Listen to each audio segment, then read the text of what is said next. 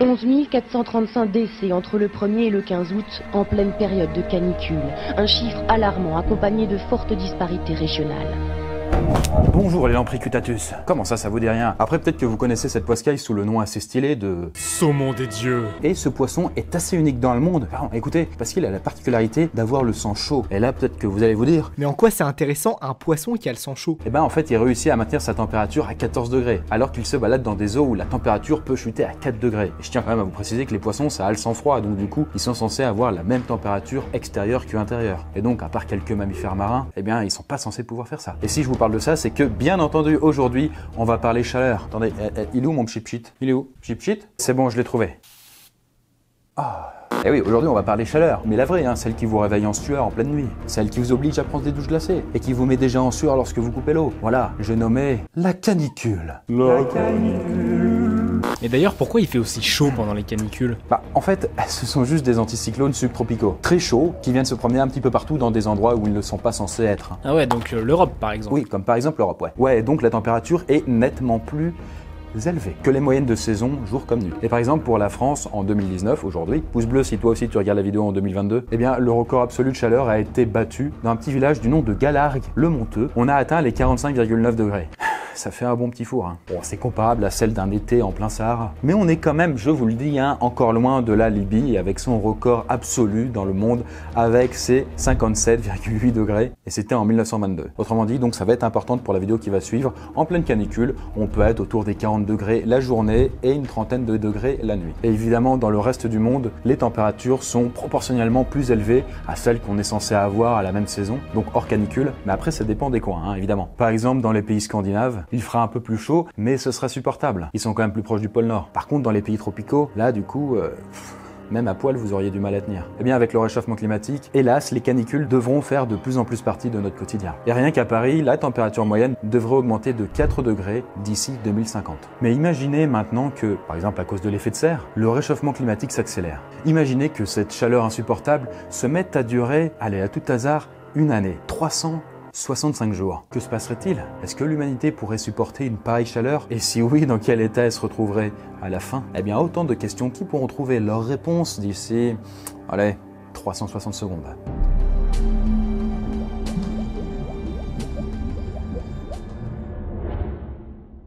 Bon allez, on va commencer directement avec déjà 3 semaines de canicule qui sont passées. Parce que bon, 2 semaines, on sait déjà ce que ça fait. Ouais, 2 semaines, c'est déjà super chiant. Certains d'entre vous d'ailleurs s'en souviennent encore, puisque c'était en 2003, où la canicule avait duré près de 15 jours. Les pics de surmortalité concernent les villes de Paris, Le Mans, Dijon et Lyon. Et c'est encore à l'heure actuelle l'épisode caniculaire le plus long enregistré par l'homme. Et donc là, dans notre scénario imaginaire, avec 3 semaines de canicule, la quasi-totalité des départements de notre cher pays sont en alerte rouge, soit le 4e et dernier échelon d'alerte de Météo France. Et le gouvernement a même activé la cellule interministérielle de crise pour prendre des décisions plus rapides. D'ailleurs, ça me donne un peu chaud et c'est peut-être sur ces bons mots que je vais aller prendre une petite douche quoi. Ah, il est con le gars, il fait pas si chaud que ça quoi, je veux dire 45 c'est pas la mort. Et donc du coup, bon bah les hôpitaux, les maisons de retraite, les établissements pour personnes âgées et les écoles, bon bah du coup... Super, ils sont sur le pied de guerre. Tout simplement parce que c'est dans ces endroits qu'on trouve les personnes les plus vulnérables à la chaleur. Mais que ce soit en France ou ailleurs, la prévention et les mesures prises par les gouvernements ne sont pas suffisantes et beaucoup de personnes décèdent à cause de la chaleur. Rapidement, on peut tout à fait imaginer que les hôpitaux sont saturés, ainsi que les pompes funèbres, ça fait péter le chiffre d'affaires. La sécheresse, en plus, s'installe dans le pays. Et donc l'approvisionnement en eau est organisé et surveillé. Il est désormais interdit d'arroser votre jardin pour rationner toute l'eau potable, ni même de remplir sa piscine ou de nettoyer sa voiture. C'est pas des priorités quoi. Bref, la situation reste quand même sous contrôle, mais ça n'est qu'une question de temps avant que ça dégénère. Bon, les records de chaleur ont largement été battus un petit peu partout dans le monde. Et on commence à ce moment-là sérieusement à s'inquiéter des effets de la chaleur. Et si on se base sur le nombre de morts en Europe pendant la canicule de 2003, eh bien on peut estimer qu'en un mois, alors que le monde n'est pas préparé, cette chaleur intense a pu faire des centaines de milliers de victimes. Et pour rappel, il y avait eu 70 000 victimes de la canicule de 2003. Attends, c'est possible à 35 degrés de mourir de chaud? Eh oui, carrément. Et c'est ce qu'on appelle du joli nom de l'hyperthermie. Bon, comme vous le savez, la température corporelle d'un corps humain se situe entre 36,5 et 37,5 degrés. Mais quand elle monte un petit peu trop, votre corps se met à suer pour se rafraîchir quoi. Mais si la température de l'air est supérieure à celle de votre corps, admettons donc 40 degrés, votre sueur risque de plus suffire et votre corps va donc surchauffer. Et là-dessus, eh bien, les symptômes ne seront pas très engageants, hein. Préfère vous le dire. Votre conscience va se troubler et votre rythme cardiaque va se mettre à accélérer. Autrement dit, vous êtes cardiaque et vous avez des chances d'y rester. Et votre confusion se change alors en délire. Et si l'hyperthermie du coup est trop grave, vous risquez le coma. Mais c'est pas tout. La chaleur peut aussi entraîner la mort par déshydratation. Et c'est un risque sérieux dans les pays pauvres dans lesquels l'eau potable, déjà rare, devient quasi introuvable. Les populations sont contraintes de boire de l'eau qui n'est pas toujours potable pour éviter la déshydratation. Et à nouveau, la mort est à la clé. Mais attendez avant de paniquer, ça n'est pas tout. La sécheresse qui s'est établie dans de nombreuses forêts du monde rend ces lieux propices aux incendies. Et il suffit d'une simple étincelle sur de l'herbe sèche pour que des hectares entiers de végétation partent en fumée. Et le feu est difficile à maîtriser car, rappelez-vous, l'eau est rare.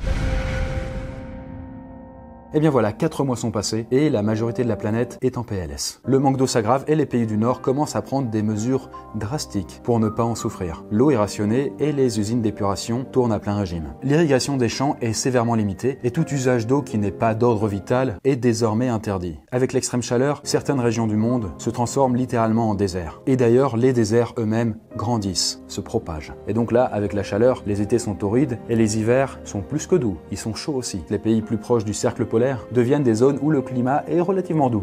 On est bien quoi. D'ailleurs, quelques milliers de personnes commencent à migrer, notamment sur le pourtour de la mer Baltique, où le climat est plus supportable. Et voilà donc 8 longs mois que la température mondiale est désespérément bloquée en haut du thermomètre. Les régions équatoriales et tropicales sont devenues arides et quasi inhabitables. Mais il y a plus grave à cause de cette chaleur permanente et des faibles précipitations, puisque la notion de saison n'existe plus. Et clairement là, la nature n'est pas programmée pour ça, puisque les plantes et les animaux ont besoin de saison pour rythmer leur rythme de vie. La faune et la flore des pays tempérés n'est pas faite pour résister aux fortes chaleurs, pas aussi longtemps en tout cas. Il faut donc s'attendre à ce que beaucoup d'espèces animales et végétales disparaissent à cause de la canicule. Mais outre la catastrophe écologique, il y a plus grave, puisque la chaleur permanente et l'impossibilité d'arroser correctement les cultures ont mis à mal l'agriculture et l'élevage. Et donc à la pénurie d'eau s'ajoute donc une crise alimentaire mondiale qui touche tous les pays. Et spoiler alerte, mais quand il y a des crises écologiques et alimentaires, généralement, il y a aussi des crises et des effondrements économiques qui ne tardent pas à arriver.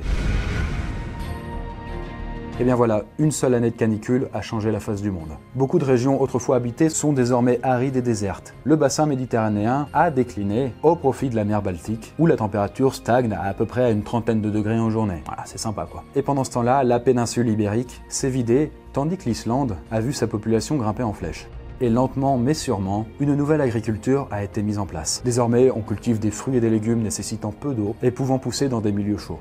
L'eau reste une denrée précieuse et rare et est utilisée avec parcimonie. Malheureusement, même si au bout d'une année, la canicule prend fin, l'humanité en ressort très diminuée. Alors le nombre de morts est difficile à estimer évidemment, mais entre les seniors, les populations n'ayant pas eu accès à l'eau, les malades, les victimes de la famine, etc., on peut raisonnablement estimer le nombre de victimes à plus d'1 milliard.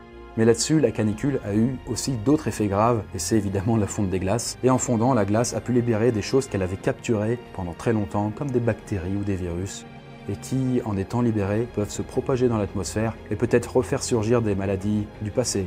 En tout cas, aujourd'hui, avec tous les problèmes auxquels l'humanité devra faire face, sera-t-il encore possible d'éviter cet avenir ? Eh bien, merci d'avoir vu la vidéo, et puis bon, bah comme... Eh Chris, attends, faut pas que tu oublies de parler du Discord, hein. Non, j'avais pas oublié Alex, mais je veux que tu le dises toi-même. Ah, d'accord. Eh bien, vous pouvez rejoindre la communauté Poisson Fécond sur Discord. On y parle de la chaîne Poisson Fécond, de l'Astrolabe, et puis aussi, et surtout, oui, de Necropalace. De Necropalace, tout à fait, notre jeu mobile. En un clic, c'est accessible, juste en description. Oui, venez. On est bien.